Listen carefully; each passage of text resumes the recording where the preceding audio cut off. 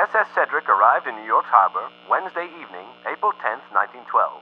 Several passengers on board were sick with typhoid and were taken to Hoffman Island to be quarantined. The remaining passengers stayed on board the ship until the next morning. That all men are created equal. Reporter boarded the SS Cedric this morning to talk to Abbas Effendi, the famed religionist from the East. I am the Edison phonograph. As he paced the deck, talking with the reporters, he appeared alert and active in every movement, his head thrown back and splendidly poised upon his broad, square shoulders. A profusion of iron-gray hair bursting out of the sides of the turban and hanging long upon the neck. A large, massive head, full-domed and remarkably wide across the forehead and temples, the forehead rising like a great palisade above the eyes, which were very wide apart, their orbits large and deep, looking out from under massive, overhanging brows. Strong Roman nose, generous ears, decisive, yet kindly mouth and chin, a creamy white complexion, beard same color as his hair, worn full over the face, and carefully trimmed at almost full length.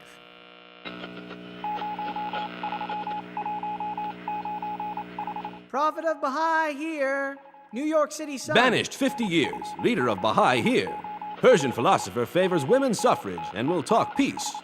New York City Evening Mail. Abdu'l-Baha Abbas is here to preach brotherly love. New York Evening World. Abdu'l-Baha, dazed by city rush, calls New York a beehive.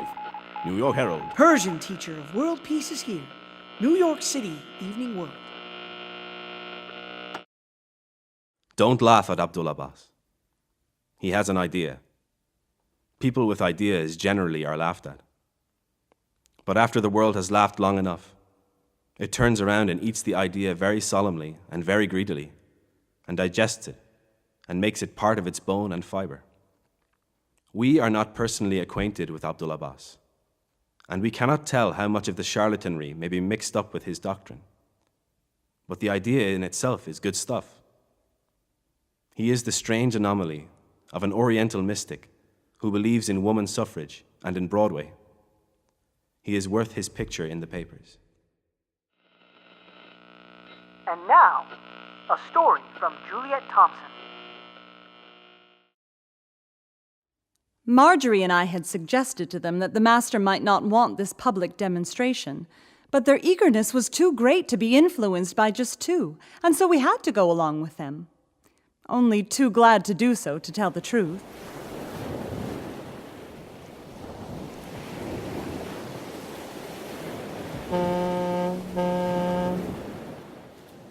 During the morning, the harbor misted over. At last, in the mist, we saw a phantom ship. And at that very moment, some newsboys ran through the crowd, waving extras. "The Pope is dead! The Pope is dead!" they shouted. The Pope was not dead. The extras had been printed only on a rumor. But what a symbol, and how exactly timed! Closer and closer, ever more substantial, came that historic ship, that epoch-making ship, till at last it swam out solid into the light. One of the Persians sitting on the bow in his long robes, abba, and turban. This was Sayyid Asadullah, a marvelous, witty old man who would come with the master to prepare his meals. He told us later that when the ship was approaching the harbor and the master saw, as his first view of America, the Wall Street skyscrapers, he had laughed and said, "Those are the minarets of the West." What divine irony. The ship docked, but the master did not appear. Suddenly, I had a great glimpse. In the dim hall beyond the deck, striding to and fro near the door, was one with a step that shook you. Just that one stride, charged with power, the sweep of a robe, a majestic head, turban crowned. That was all I saw, but my heart stopped. Marjorie's instinct and mine had been true. Mr. Kinney was called for to come aboard the ship. He returned with a disappointing message. The master sent his love, but wanted us to disperse now. He would meet us all at the Kinney's house at 4. Well, everyone obeyed at once except Marjorie, Rhoda, and myself. Marjorie, who loves the teachings but who's never wholly accepted them, said, "I can't leave until I've seen him. I can't. I won't." So, though we followed the crowd to the street, we slipped away there and looked around for some place to hide. Quite a distance below the big entrance to the pier, we saw a fairly deep embrasure into which a window was set, with a stone wall jutting out from it. Here we flattened ourselves against the window. Rhoda, who was conspicuously tall, clasping a long white box of lilies which she had bought for the master. Just in front of the entrance stood Mr. Mill's car, his chauffeur in it. Suddenly, it rolled forward, and to our utter dismay, parked directly in front of us. Now we were caught, certain to be discovered. But there was no help for it, for Marjorie still refused to budge until she had seen the master. Then he came, through the entrance with Mr. McNutt and Mr. Mills, and turned and walked swiftly toward the car. In a panic, we waited. A few nights ago, Marjorie and I had a double dream. In her dream, I was out in space with her. In mine, we were in a room together, and the master had just entered it. He walked straight up to Marjorie, put his 2 hands on her shoulders, and pressed till she sank to her knees. And while she was sinking, she lifted her face to his, and everything in her seemed to be dying, except her soul, which looked out through her raised eyes in a sort of agony of recognition. Today, after one glance at the master, this was just the way she looked. "Now," she said, "I know." And as the master was stepping into the car, he turned and smiled at us.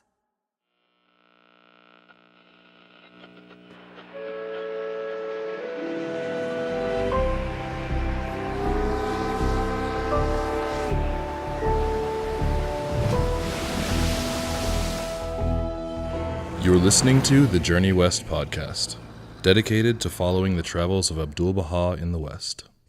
We've made it, Lorraine. We're in New York. It's really nice to be home, especially after our journey through Europe last year. Good thing we rested these past few months, because by December we'll have gone from coast to coast. That's true. I'm really excited to start our journey again. There are many people to meet and talks to hear. So let's begin. Abdu'l-Baha's first public talk was given at the Church of the Ascension, the Sunday following his arrival. Juliet Thompson, who we heard at the beginning of the show, was instrumental in setting up this meeting. In her diary, she described the altar in the whole chapel as being banked with calla lilies. Dr. Percy Grant read first a prophecy from the Old Testament, pointing directly to this day, to Baha'u'llah. Then the 13th chapter of Corinthians. After which, he went to the vestry room and escorted Abdu'l-Baha to the bishop's chair. Stanwood Cobb described the talk given by Abdu'l-Baha as follows. The Persian words boomed forth almost as musically as in operatic recitatives. While he spoke, he was in constant and majestic motion.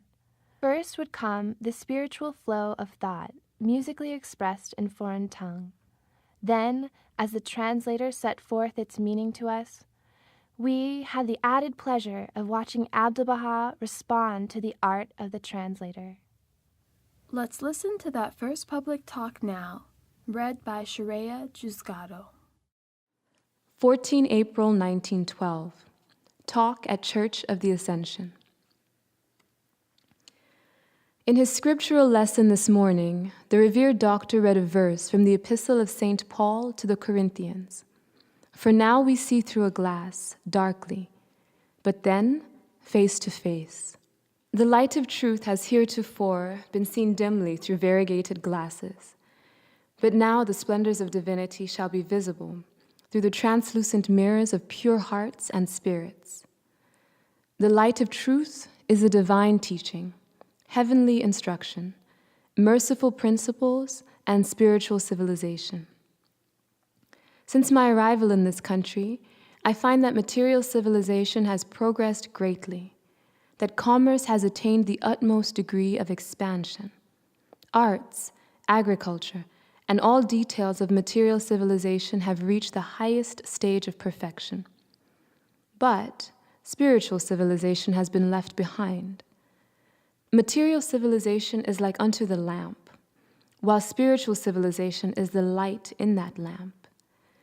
If the material and spiritual civilization become united, then we will have the light and the lamp together, and the outcome will be perfect. For material civilization is like unto a beautiful body, and spiritual civilization is like unto the spirit of life. If that wondrous spirit of life enters this beautiful body, the body will become a channel for the distribution and development of the perfections of humanity. Jesus Christ came to teach the people of the world this heavenly civilization and not material civilization. He breathed the breath of the Holy Spirit into the body of the world and established an illumined civilization. Among the principles of divine civilization he came to proclaim is the most great peace of mankind.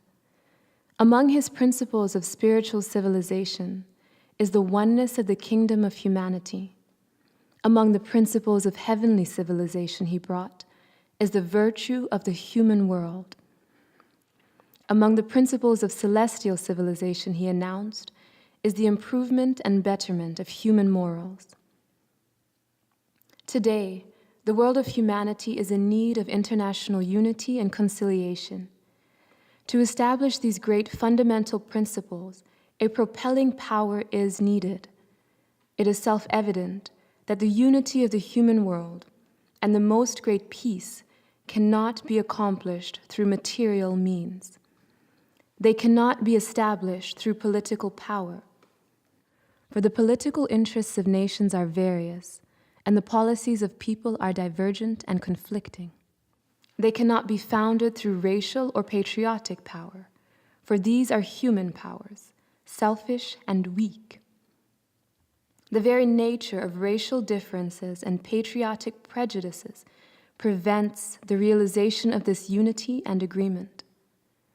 Therefore, it is evidenced that the promotion of the oneness of the kingdom of humanity, which is the essence of the teachings of all the manifestations of God, is impossible except through the divine power and breaths of the Holy Spirit.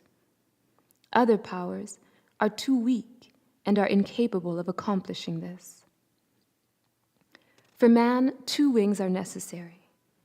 One wing is physical power and material civilization.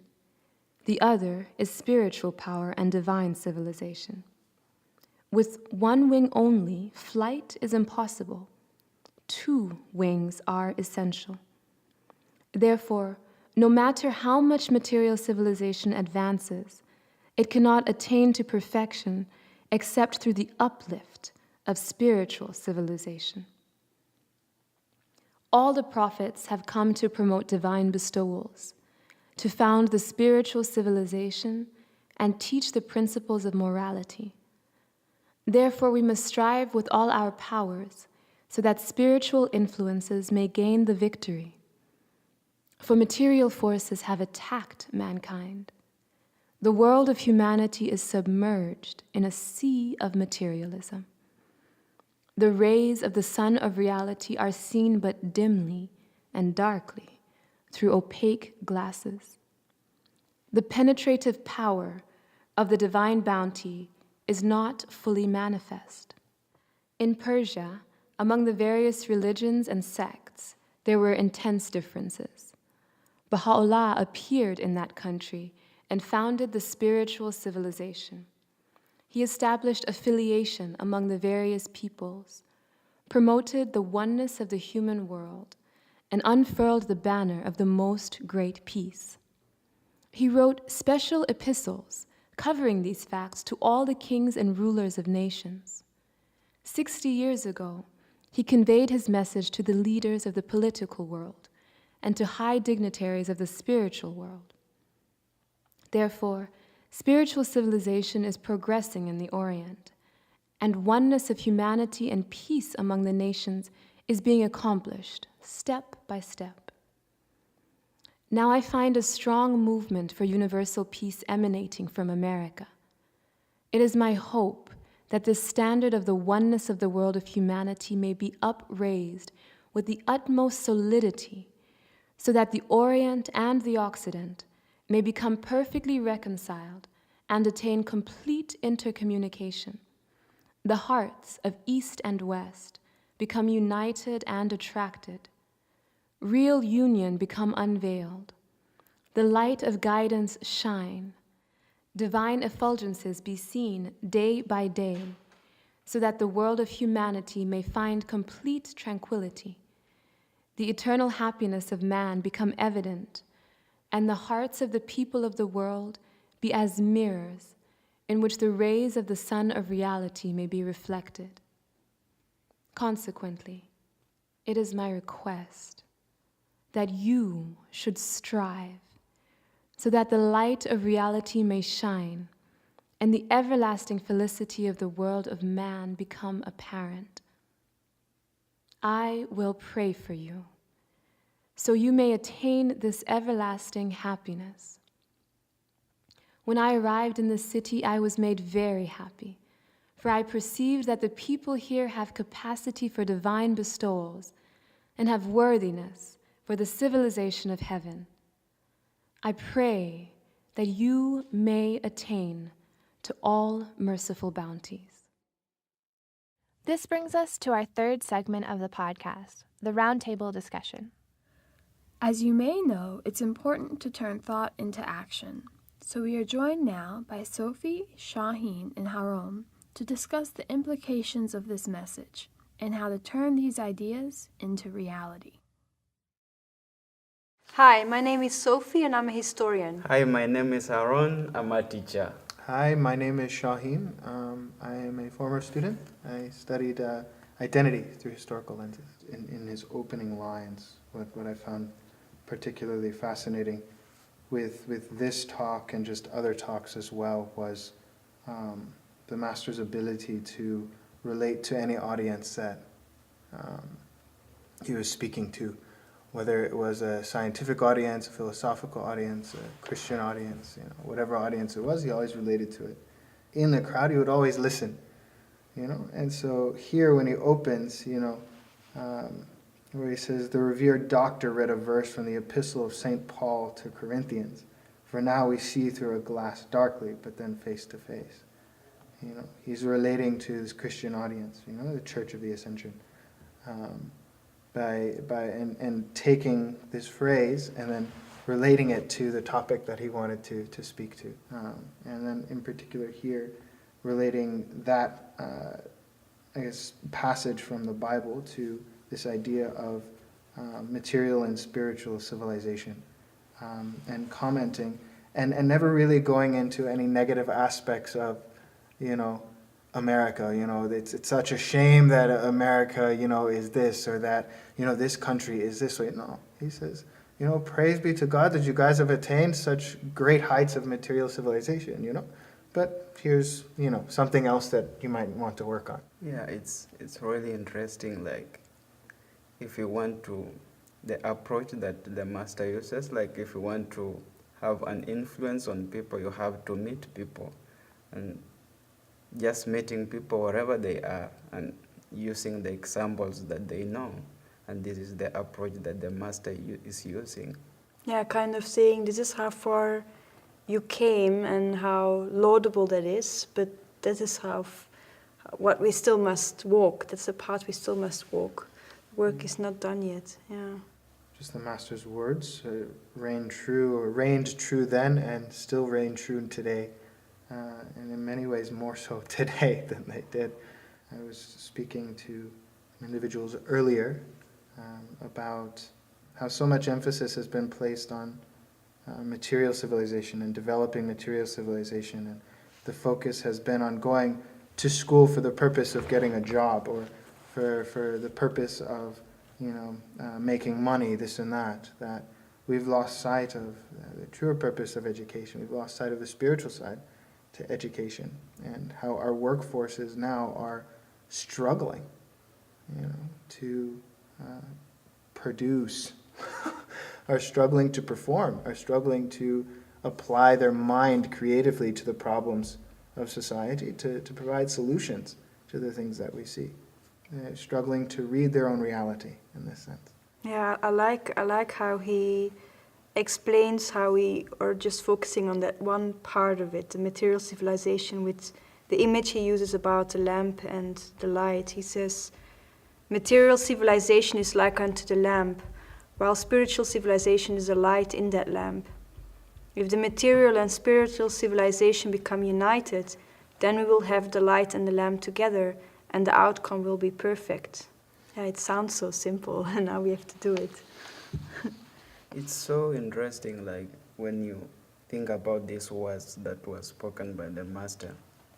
And even right now, if you see the problems that mostly affecting the world, it's like people are really indulging themselves in materialism, and they forgot about spirituality.